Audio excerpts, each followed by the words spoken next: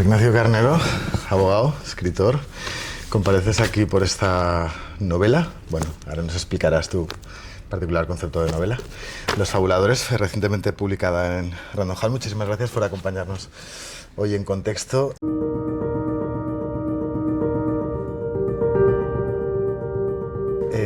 Y antes que nada, una pregunta antes de explicar un poco de qué va esta novela. Tus dos anteriores novelas están más fundamentadas en... Bueno, de hecho, tú en este libro, que es una investigación, ahora entraremos en ello, pero te preguntan, tú eres novelista, y tú dices, sí, pero yo suelo escribir sobre la familia.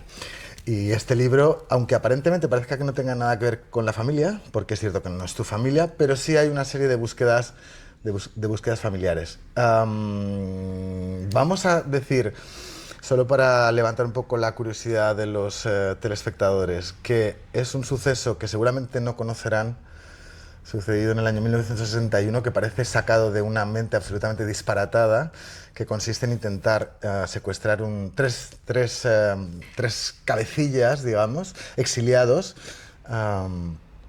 Congregan a un grupo de portugueses y españoles en el exilio para intentar, no, secuestran un transatlántico con la voluntad de acabar con las dictaduras de Franco y Salazar, cosa que sobre el tapete...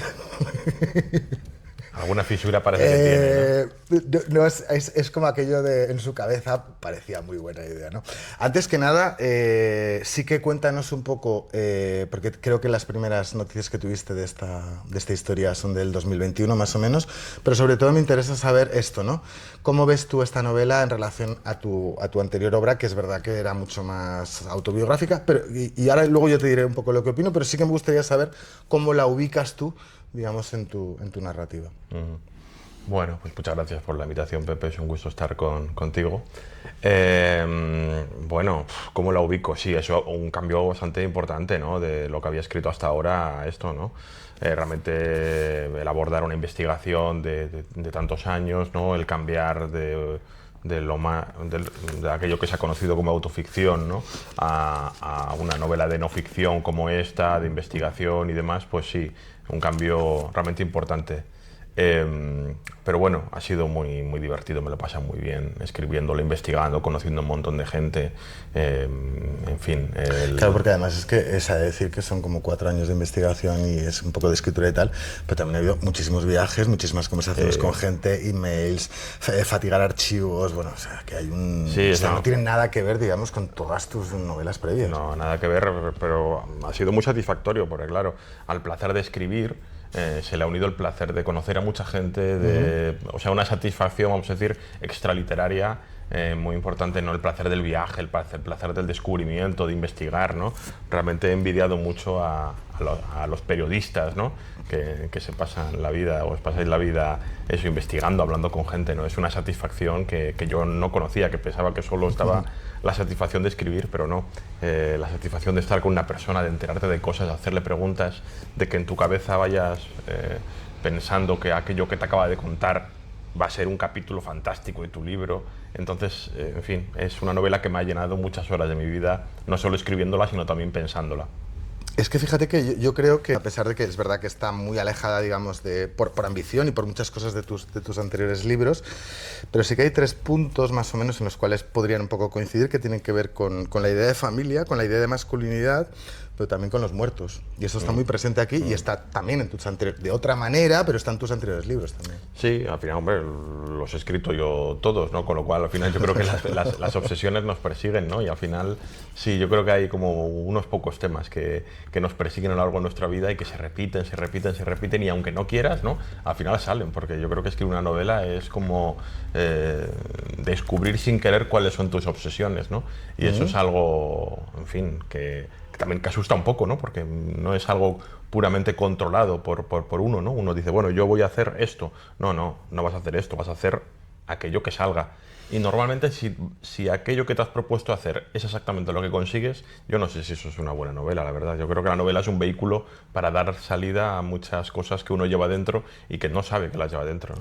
De hecho, ahora que estás diciendo eso, hay dos cuestiones.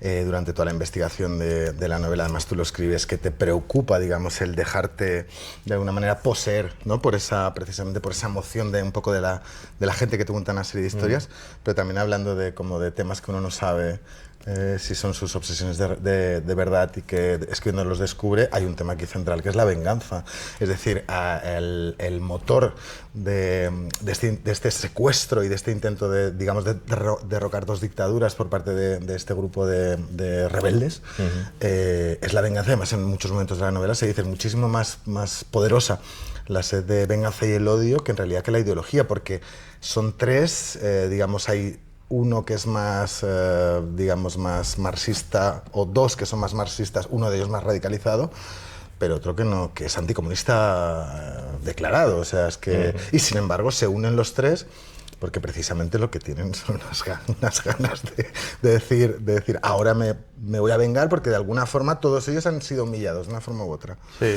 Y la venganza es un tema central de este libro. Es uno de los motores, ¿no? Yo creo que una de las preguntas que plantea el libro es un episodio tan absolutamente inverosímil que requiere de tanta convicción y que requiere de tanta energía, ¿no? ¿De dónde proviene esa convicción y dónde proviene esa energía, ¿no? Y en el caso de los tres es distinto, pero ambos comparten, sí, muchas cosas. Yo creo que en el caso del portugués, Enrique Galvao, claramente es la venganza, ¿no? Es una especie de redimir y de curar esa herida que lleva dentro, esa costra de resentimiento, ¿no? Para situar un poco a quien no la haya leído, simplemente diremos que es un personaje que había estado vinculado al ejército, que había sido gobernador de Angola, que había sido cazador de elefantes, pero que nunca había entrado en un conflicto bélico en realidad. No, eso es, se acaba, digamos, enfrentado al salazarismo, que él había sido salazarista, pues bueno, pues por cuestiones puramente personales, vamos a decir, acaba, digamos... Y casi vanidosas también. Sí, un poco, ¿no? Sí, en cierto modo sí, porque al final la historia se nos cuenta, yo creo que los grandes personajes históricos se nos cuentan como personajes históricos como muy opacos y en los que apenas podemos entrar, ¿no? Pero lo bueno que tienen estos tres personajes es que no son personajes históricos en el sentido de que haya una bibliografía detrás de ellos, ¿no? Entonces, claro, eso me facilitó mucho el conocerles como personas, no como personajes, ¿no? Entonces ahí descubres cuál es el motor de sus vidas, ¿no? En el caso de Enrique Galvao, como tú decías, es por resumirlo, la venganza. En el caso de Pepe Velo, que es, yo creo que quizá el ansia de que la vida de los libros o la vida de la literatura coincida con la vida ideal de la literatura coincida con la vida, sí. Hacer, digamos, intentar... que por lo menos que sea igual de emocionante, sí, o más. O más, y que digamos, sí, que su mundo ideal tenga un lugar real en el que desarrollarse. Y en el caso de Sotomayor, que es el tercer personaje, es mucho más complejo saber qué es exactamente lo que le mueve. Quizá curar la humillación de la infancia, ¿no? Curar... Que también es un personaje con muchas luces y muchas sombras, ¿eh? Sí. Y de hecho se ha de decir que es en el que tú más indagas y por decirlo de alguna forma, también sobre el que tu libro aporta más... No certezas, pero al menos una serie de sospechas y de preguntas, porque quizá los otros dos están más... Aun a pesar de que sus vidas posteriores al secuestro del transatlántico, Santa María, que no lo hemos dicho, sí, que luego lo rebautizan como Santa Libertad. Los otros dos están un poquito más estudiados y también tú tuviste la oportunidad, que bueno, esto siempre hay que ponerlo un poco en tela de juicio, pero pudiste hablar con gente cercana, en algún caso con hijos, es decir, que te proporcionan una cierta información más o menos valiosa, pero en este caso... Tú sí que es de los tres el que hay una investigación. No digo que no se haya hecho la investigación igual en los otros dos casos, pero que te ha dado más frutos y la que te ha provocado también... No quiero destripar toda la parte del final del libro, que es muy interesante, y ahí esconde... Yo creo que tú aportas un poco, ¿no? Esa cosa quizá más novelística desde el periodismo, pero sí que descubres una serie de cosas. Claro. O por lo menos pones en cuestión una serie de verdades que él había contado y se habían dado por hechas. Sí, quizá porque es el más novelesco, el personaje más novelesco de los tres, ¿no? Es el que tiene más sombras, el que tiene más grietas, el que tiene más aristas, el personaje más complejo, ¿no? En los otros dos quizá hay cierta regularidad en la trama de sus vidas, siendo vidas fascinantes y absolutamente con episodios tremendos, ¿no? Galvao es un personaje que acaba en prisión en Portugal, que pasa 7 años en prisión, se fuga de la prisión. Se fuga de la prisión porque enamora a una enfermera. enfermera. ¿No? Son, en fin, vidas muy novelescas, pero la de Sotomayor es la más misteriosa, la más oscura, quizá la que plantea interrogantes más profundos acerca de la mentira, ¿no? De qué es la mentira, de hasta dónde una mentira llevada hasta sus últimas consecuencias puede dejar de ser una mentira, ¿no? Porque además hay una cosa muy interesante, simplemente para dar unas pinceladas para que sepan de qué poco estamos hablando. Es un tipo que dice, o puede ser que ha estado en Auschwitz, que ha participado en la guerra civil, que ha estado en la cárcel, que estuvo en la sublevación de Jaca, que hundió el mayor torpedero alemán. ¿No? O sea, que tiene una vida absolutamente... que tiene 3 familias diferentes, 2 de ellas, por lo menos, eso por lo menos lo que parece, 2 de ellas seguro, y es así, no se conocen entre ellas. Bueno, claro, pero hay una cosa muy interesante que tú dices en un momento determinado, sin desvelar lo que finalmente pasa, que tú dices, da un poco igual el que haya estado en un campo de concentración o otro campo de concentración, porque al final lo que cuando él quiere contar su historia, lo que importa es cómo transmites tú una verdad. Y tú vienes a decir algo así como de, no es que se esté mintiendo, sino que se está, digamos, diluyendo la verdad de una manera para hacerla comprensible y para que fluya, para que se vehicule. Y eso también es muy interesante porque es como de, realmente las personas cuando están contando su historia la están reelaborando, están mintiendo o simplemente la están haciendo de una manera más digerible para que nosotros podamos entender, digamos, la pura verdad que yace detrás del hecho. Claro, es que todos necesitamos un relato de nuestras vidas y una narración de nuestras vidas. Lo que pasa es que normalmente lo que hacemos con esa narración es poquita cosa. Pero lo necesitamos porque si no tendríamos identidad, en definitiva, no tendríamos identidad, seríamos unas personas como muy vacías, ¿no? Yo creo que la identidad y la narración van en cierto modo de la mano. Claro, cuando las expectativas que tienes de tu vida o los planes que tienes en tu cabeza son tan fascinantes o tan elevados como acabar con una dictadura, pues evidentemente el relato tiene que ser un gran relato. Entonces, para ser un gran relato eso es mucho más complicado, hay que tirar de la ficción, hay que tirar de la mentira para que encaje, ¿no? Para que aquello que tú quieres ser tenga un soporte. Entonces, claro, eso es muy complicado, que surja de forma natural. Tienes que poner mucha dosis de fabulación. Y además también hay una cosa que tiene que ver con eso, que es el autoengaño. Por ejemplo, vamos a explicar el caso un poco para quien no lo conozca. De repente estos 3 tipos con un grupo de 21 más, porque en total son 24. Primero hablando de la cuestión hay que repetir todo el rato porque yo que ocurrió de verdad, ¿no? Sí. La gente nos escucha y dice, bueno, pero esto es una novela, ¿no? Es que es lo más alucinante de todo. Y además, como tú cuentas, en realidad luego ellos se convierten en héroes, salen en toda la prensa internacional, estaban los Estados Unidos, buques, o sea, todo el mundo persiguiéndole, o sea, era como de...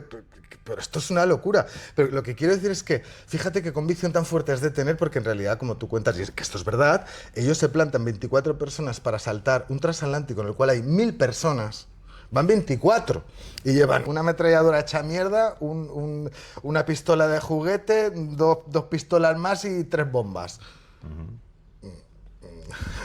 O sea, tienes que estar muy convencido de que, ya no digo de que estés con la verdad, sino, no lo sé, o sea, o muy loco, es que o tienes mucha sed de venganza, porque porque imagínate, es verdad que la gente que van allí, pues, no son rebeldes armados, pero son 1000 personas. Ya.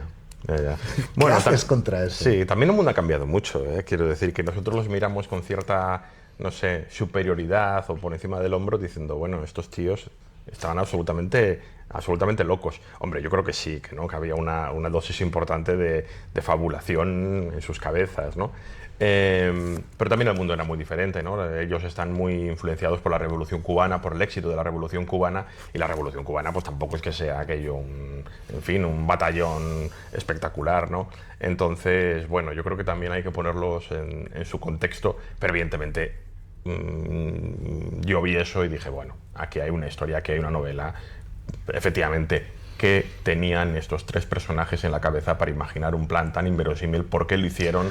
Pero es maravilloso en el fondo. Sí, es maravilloso. De hecho, por eso la novela un poco se llama Los fabuladores, porque ellos fabulan y aquí la literatura es muy importante.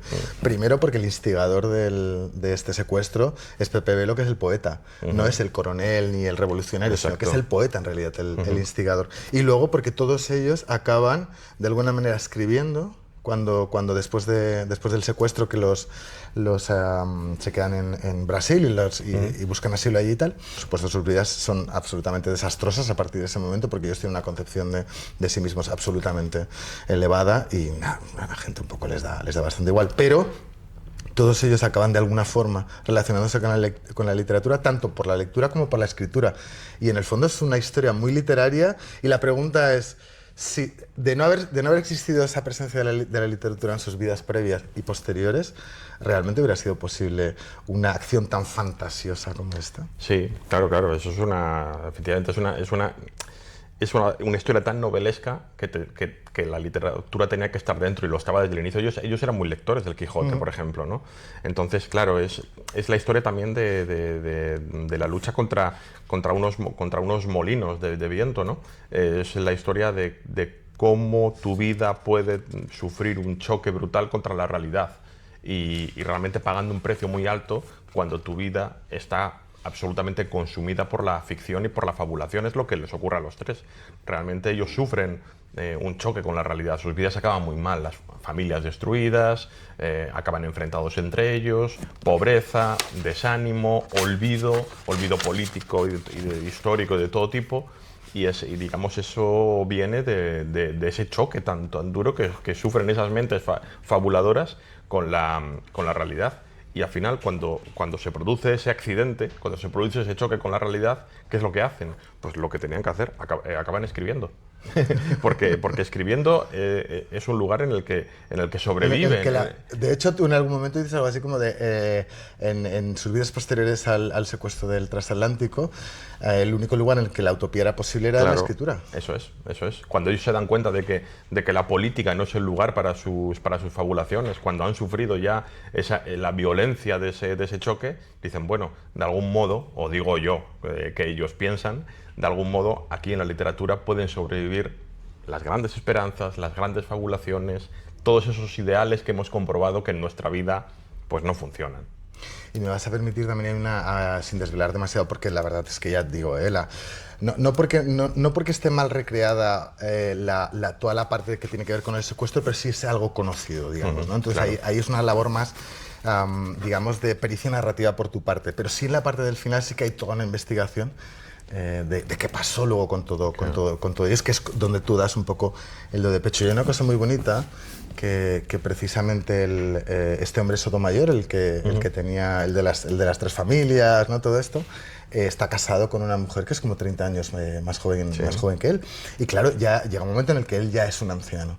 Y se dice en la novela, en tu novela, se dice algo así como de, en realidad, él también seguía escribiendo como para que ella siguiera enamorado de él. Es decir, también esa ficción que a él le sirvió en un momento como para dar sentido a su vida, también la ficción le servía para dar sentido a su amor y para pervivir en esa ilusión, porque ella sigue viéndola a él como un auténtico... Como el comandante. Como el comandante, como una persona, como un héroe, como una persona absolutamente relevante, digamos, en la historia contemporánea, no solo de Latinoamérica, sino, vamos, del mundo.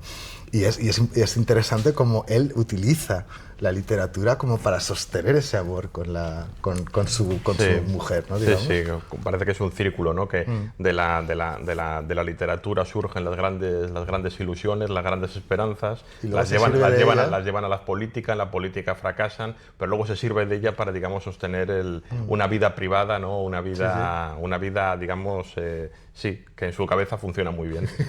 Aparte también hay otra cosa que está un poco más en sordina, quizás en la novela, que es ese momento crepuscular en el cual dejan de ser posible un tipo de personaje que precisamente estos tres encarnan, esa idea del aventurero, esa idea de aquel que puede realizar grandes proezas, de aquel que puede cambiar el mundo con la propia ilusión, de aquel que puede como enamorar precisamente con la palabra. De hecho, por ejemplo, Pepe Velo, el poeta, cuando están en el secuestro del barco, él se pone allí en la... Y de hecho hay alguna foto, he visto alguna foto por internet en la cual está allí como arengando un poco a toda la tripulación y parece que se amansan un poco, ¿no?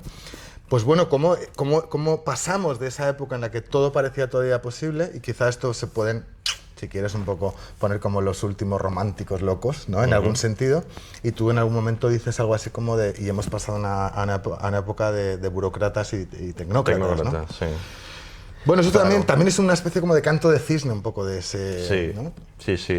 Bueno, yo creo que, digamos, sí, es una novela muy crepuscular, es una novela de una última aventura, ¿no? Es una novela del ocaso de las utopías, ¿no? Porque se nos ha dicho, y con parte de razón, que las utopías son muy peligrosas porque evidentemente llevan a la muerte, llevan a la guerra, llevan a lugares terribles, ¿no? Y yo creo que a partir de ahí empieza un luto, ¿no? Que yo creo que en cierto modo seguimos en él y les miramos eso con cierta condescendencia a estos personajes, como diciendo, bueno, pero ¿qué hacíais, no? Si ya se había demostrado que esos grandes proyectos políticos no eran posibles, ¿no? Y realmente ellos están en un momento absolutamente de pleno ocaso de esos proyectos y nosotros, sin embargo, estamos en la oscuridad, en el luto, ¿no? Que quizá en un tiempo desaparezca y hayamos aprendido de los errores del pasado y vuelvan proyectos que nos traigan nuevas esperanzas. Pero desde luego en el presente no estamos en ese momento. Ni de lejos. No. Otra de las cosas interesantes del libro tiene que ver no tanto con la construcción del héroe, a pesar de que tú tienes una búsqueda del héroe narrativa, sino más con lo que es el autorrelato del héroe.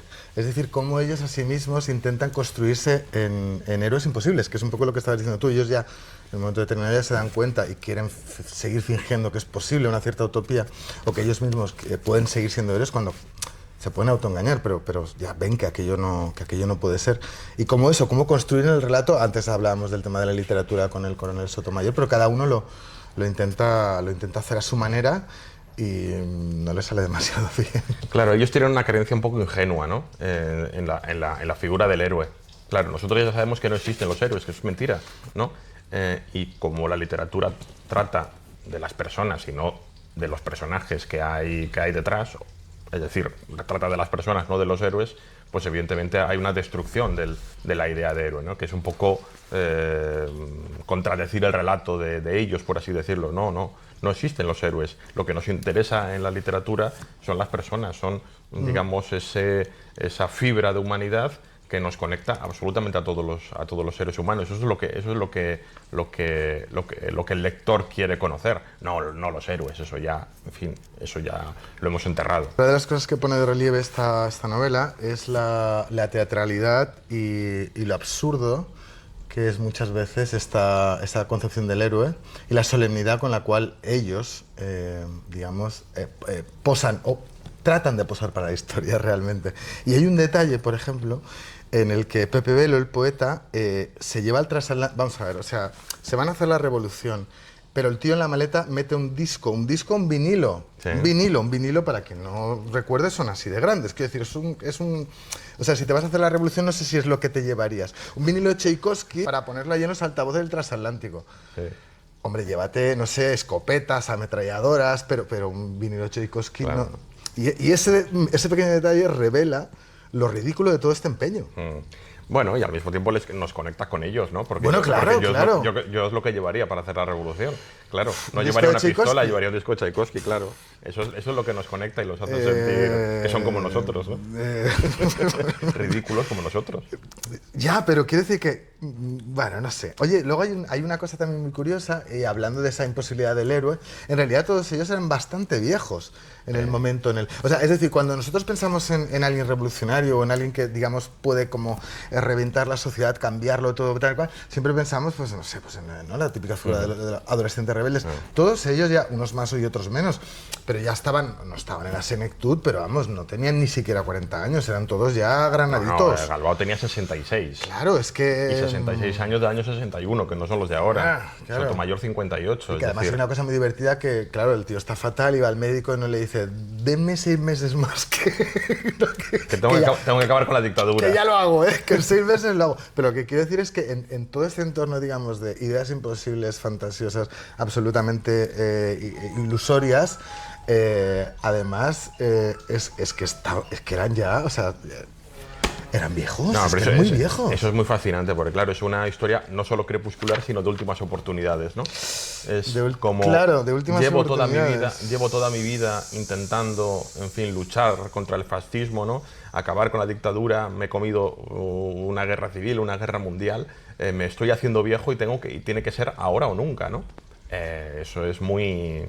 Es muy impresionante cómo ves que el tiempo de tu vida se va acabando cuando ves que las oportunidades se van acabando y quizá el plan no sea el mejor del mundo, pero eso es lo que tienes. No es el mejor y es verdad que además que todos ellos un poco le apuestan todo, porque Sotomayor, por ejemplo, tenía una serrería, ¿no? Creo que sí. Y vende las acciones, venden el coche, o sea, vende las joyas, un poco los relojes, o sea, venden todo lo que... Porque para que no conozca la historia, lo que hacen ellos es subir comprarse los pasajes, obviamente, del que en ese momento eran carísimos, del Santa María, para ya desde allí, ya con el...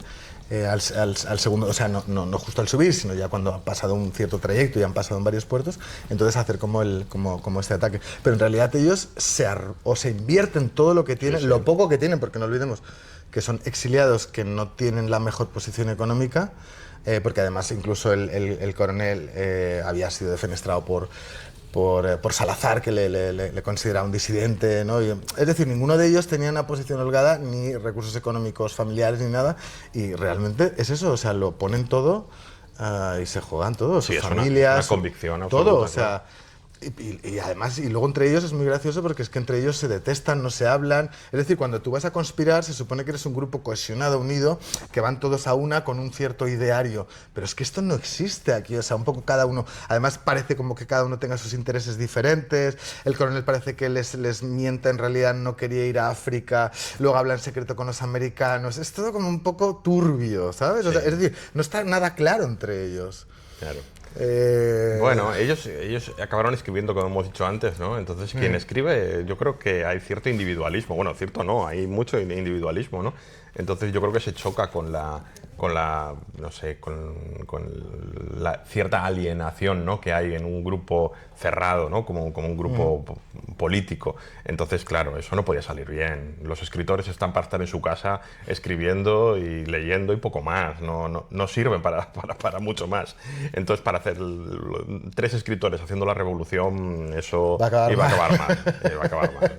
De hecho, una de las reflexiones también que se puede hacer en esta novela, que tiene que ver con el aislamiento, que tiene que ver con el aislamiento social, pero también con el aislamiento de las cárceles en las que muchos de ellos estuvieron. Entonces, en un momento determinado vienes a decir que esto produce 2 efectos. O bien te da una lucidez extrema, o bien te enloquece. En el caso de ellos 3, cuando tras el secuestro, que sus vidas, digamos, se quedan sin sentido y se ponen a escribir los 3, ¿dirías que la literatura les dio lucidez o enloquecimiento? No, la literatura les dio un brillo que yo creo que cualquiera que lea una novela es capaz de comprobarlo, porque, bueno, evidentemente se emociona, ¿no? La aventura que hicieron y les da un brillo, pero al mismo tiempo les... encendió algo dentro de ellos, una llama que fue creciendo y creciendo y que acabó consumiendo sus vidas y las vidas de los demás, ¿no? Como te decía antes, pobreza, olvido, miseria, familias rotas, ¿no? Y eso tiene origen en la imaginación. Sí. Tiene origen, si queremos decirlo así, en la literatura. Pues en la literatura.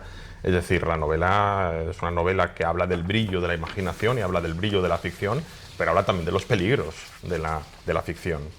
Sí, además tú en un momento determinado, hacia por lo menos la mitad de la novela, bueno, tienes 2 reflexiones, una que tiene que ver con lo que es una novela, lo que puede ser una novela. Dices algo así como de las novelas, y además precisas, hablando de tu libro, y esto es una novela, dices como de, bueno, ya lo sabíamos que era una novela, dice, no nos dan a escoger entre el bien y el mal, sino que acaso nos muestran cómo el bien y el mal danzan de la mano. Pero en otro momento determinado vienes a decir que toda esta historia te produce una tristeza no solo política, sino también literaria.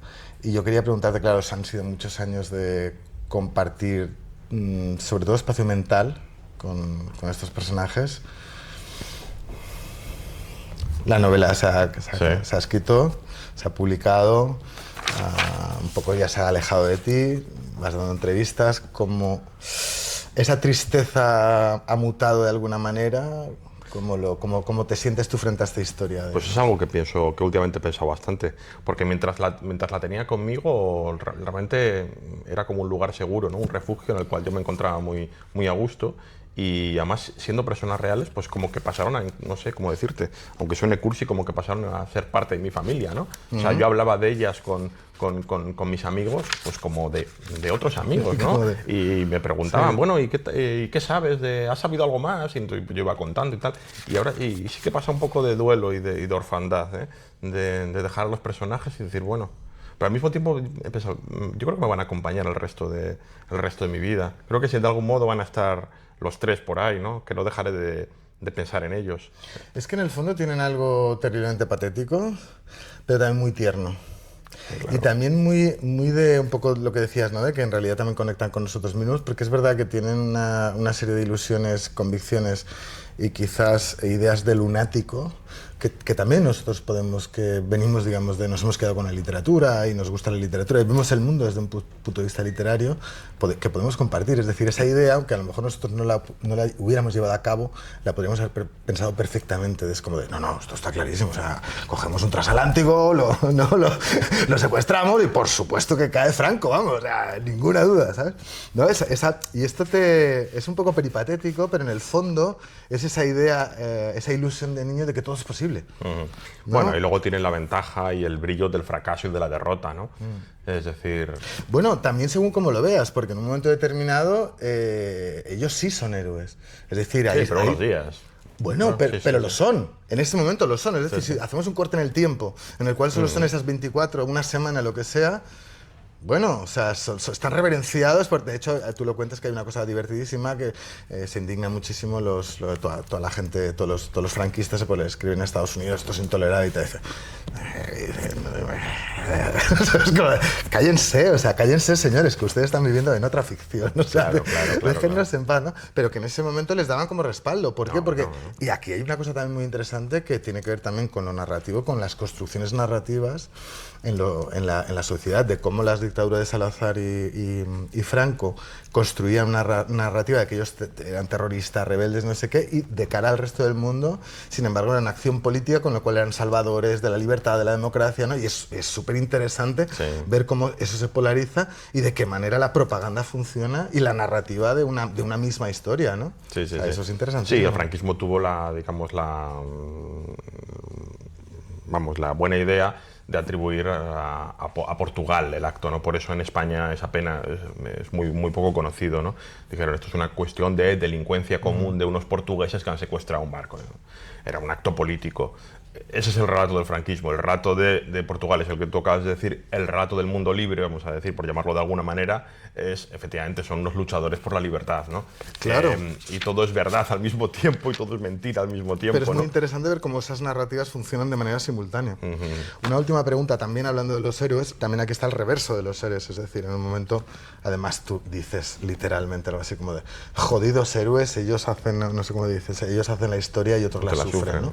Y es verdad que también está esa cara B, digamos, ¿no? Del sufrimiento de las familias. Por ejemplo, de Sotomayor nos parece un personaje fascinante. Ya, pero es que dejó 5 hijos en Galicia muriéndose de hambre. Sí, las novelas, como creo que dice Balzac, ¿no? que es la historia privada de las naciones, ¿no? Entonces, mi esfuerzo ha sido reconstruir la vida privada, ¿no? Es decir, la vida pública, la política, también está como contexto, como trasfondo, evidentemente tenemos que darle importancia, pero ha sido mucho más interesante para mí el conocer a las personas, a esos hombres, a sus hijos, a sus mujeres, ¿no? Cómo, digamos, la vida del héroe no existe y sin embargo hay vidas de personas comunes y corrientes sembrando maravilla y sembrando destrucción. Entonces, eso ha sido para mí, en fin, el trabajo ha sido ese, no tanto el archivo y todo esto, sí, eso es importante porque uno tiene que estar muy seguro de lo que escribe y tienes que, pero yo creo que tiene que ver un poco con cierta sensación de no estar seguro de uno mismo, ¿no? Y de conocerte todo muy bien para desaprender lo que has aprendido y decir, bueno, y ahora vamos a escribir una novela y ahora vamos a conocer a las personas que protagonizaron este suceso del cual yo aparentemente sé todo, pero no sé nada, porque no sé nada de las personas, sé todo o casi todo de los personajes y de los que dicen los archivos, pero a mí eso no me interesa. A mí me interesa quién era este señor, que efectivamente era el gran hombre de acción, el gran revolucionario, el gran deportado, el gran comandante, ya, pero quién era su mujer, quiénes eran sus hijos, qué tenía en su cabeza, ¿no? Y eso es en fin, ese es el camino largo que recorrí para escribir el libro. José Ignacio Carnero, muchísimas gracias por esta novela Los Fabuladores, no solo por recordarnos esta historia tan inverosímil, que además invitamos a quien quiera que busque que es real, quiero decir, hay fotos en sí, claro. del momento... París, portada en Paris Match, bueno, ¿no? esto no lo hemos contado, pero un paracaidista, que esto es muy loco, un paracaidista se tiró para conseguir... esto lo ves desde el presente y dices, pero... Sí, París Match manda, ¿no?, a Dominique Lapierre a entrevistar al capitán Galbao y manda a un doble de acción, ni siquiera un fotógrafo, un doble de acción de películas de acción a saltar desde una avioneta sobre el barco para entrevistar a los tipos, ¿no? Claro, eso evidentemente es una cosa como de un mundo que no es este, ¿no? Claro, por eso, que es maravilloso. Pero sobre todo eso, no solo por recordarnos el hecho, sino por un poco lo que estabas diciendo también, por indagar en esas zonas grises de esos personajes que al final pues no dejan de tener una vida privada y de ser pues absolutamente contradictorios y de incluso muchas veces pues de no saber ni siquiera sus deseos, ni de dónde vienen, ni por qué, ni lo que hacen muchas veces, ¿no? Y desde luego hay mucha más belleza en esa vida privada, en conocer esa vida privada, que no en la historia del héroe, porque son todos iguales, los héroes son todos iguales. Pero además que también los hechos públicos más o menos son conocidos, y decir que tampoco es un relato, pero el indagar en quiénes son estas personas y sobre todo qué pasó con ellas y con sus familias, que es un poco lo que estabas tú diciendo. Eso es lo importante. Muchísimas gracias y un auténtico placer. Nada, gracias a ti.